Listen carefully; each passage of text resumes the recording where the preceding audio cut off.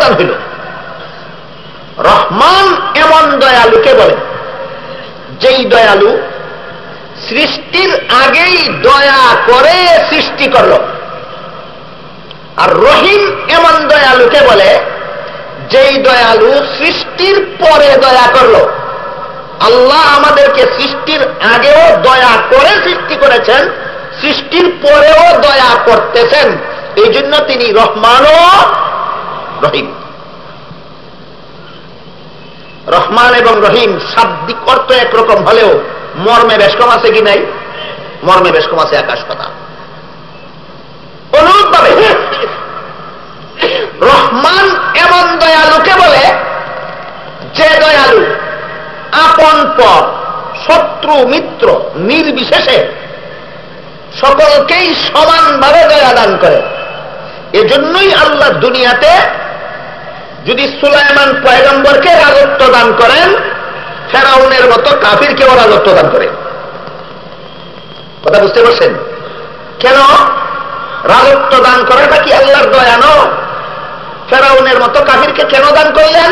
যেহেতু আল্লাহর নাম রহমান, তিনি বাধ্যকে যেই নিয়ামত দান করেন, অবাধ্যকে সেই নিয়ামত দান করেন, মিত্রকে যে দয়া দান করেন, শত্রুকেও সেই দয়া দান করেন। তাই আল্লাহ পাক রব্বুল আলামিন সুলাইমান পয়গম্বরকেও রাজত্ব দান করেন, ফেরাউনের মতো কাফিরকেও রাজত্ব দান করেন।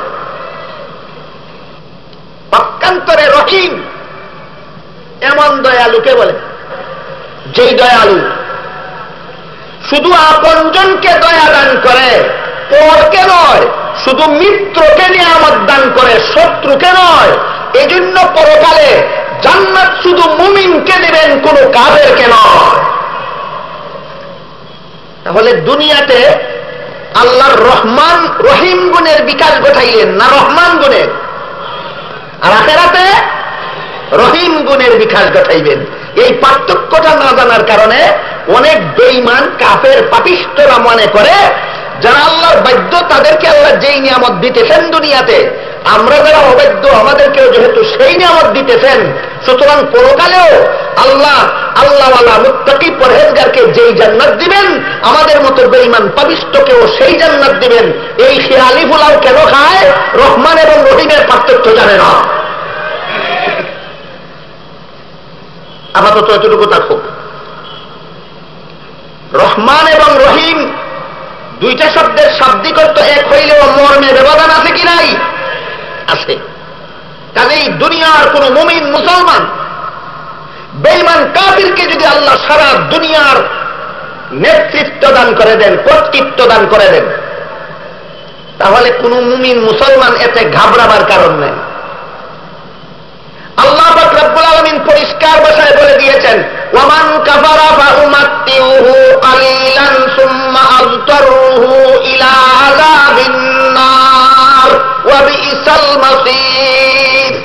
কাফিরদেরকে আমি দুনিয়াতে অনেক সময় নিয়ামত দান করে থাকি, কিন্তু পরকালের চিরস্থায়ী জাহান্নাম তাদের জন্য নির্ধারিত।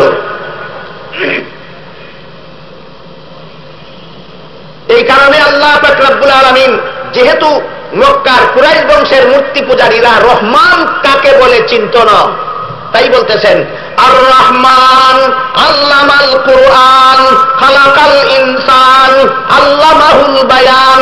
রহমান সেই আল্লাহরই আরেক নাম যিনি কুরআন শিক্ষা দিয়েছেন। রহমান সেই আল্লাহরই আরেক নাম যিনি মানুষ সৃষ্টি করেছেন। রহমান সেই আল্লাহরই আরেক নাম যিনি মানুষকে বাকশক্তি দান করেছেন। এখানে লক্ষণীয় ব্যাপার হইল, প্রথম আয়াত আর রহমান, দ্বিতীয় আয়াত আল্লামাল কুরআন, তৃতীয় আয়াত খালাকাল ইনসান।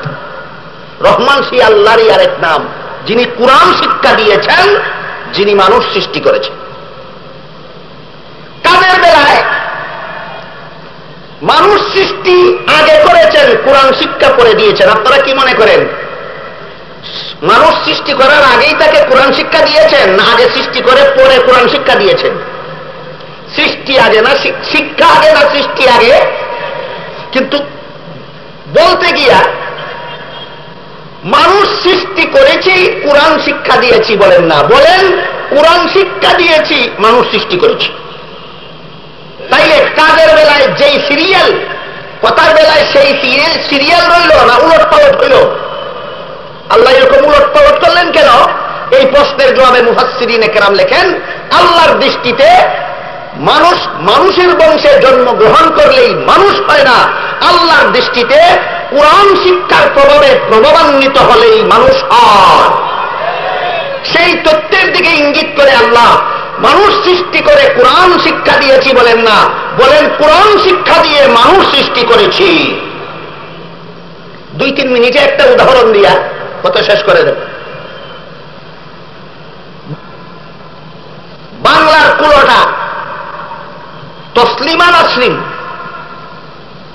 অপর পক্ষ বলিয়ে লেখে, আমার পেট আমার শরীরের অঙ্গ, আমার স্বামীর শরীরের অঙ্গ নয়। সুতরাং আমার পেটে স্বামী তার ইচ্ছা মতো বাচ্চা জন্ম দেওয়ার অধিকার নাই। আমার পেটে যেখান থেকে মনে চায় সেখান থেকে বাচ্চা নেব, সেটা আমার অধিকার। আমি জিজ্ঞেস করি, স্বামীর কাছ থেকে বাচ্চা নেবে না, যেখান থেকে মনে চায় সেখান থেকে বাচ্চা নেবে, এমন পেট মানুষের হয় না কুত্তির হয়? এমন পেট মানুষের হয় না কুত্তির হয়? তাইলে তসলিমার এই মতবাদটা মানুষের মতবাদ না পশুত্বের মতবাদ? কেন? সে কি অশিক্ষিতা? MBBS ডাক্তার হয়েছে অশিক্ষিত থাকার কারণে না শিক্ষার হোক? এত বড় শিক্ষিতা হয়ে কুত্তির মতো হইল কেন জানোয়ার? আল্লাহ পাক রব্বুল আলামিন এই জাতীয় প্রশ্নগুলির জবাব দিয়েই বলেছেন, মানুষ সৃষ্টি করে কোরআন শিক্ষা দেই নাই, কোরআন শিক্ষা দিয়ে মানুষ সৃষ্টি করেছি। কোরআন শিক্ষার প্রভাবে যারা প্রভাবান্বিত তারাই আমি আল্লাহর দৃষ্টিতে মানুষ। মানুষ গড়ার শিক্ষা একমাত্র কোরআন শিক্ষা। মানুষ গড়ার শিক্ষা একমাত্র কোরআন শিক্ষা। আমার নামে ঘোষিত আলোচ্য বিষয় বুঝতে পেরেছেন?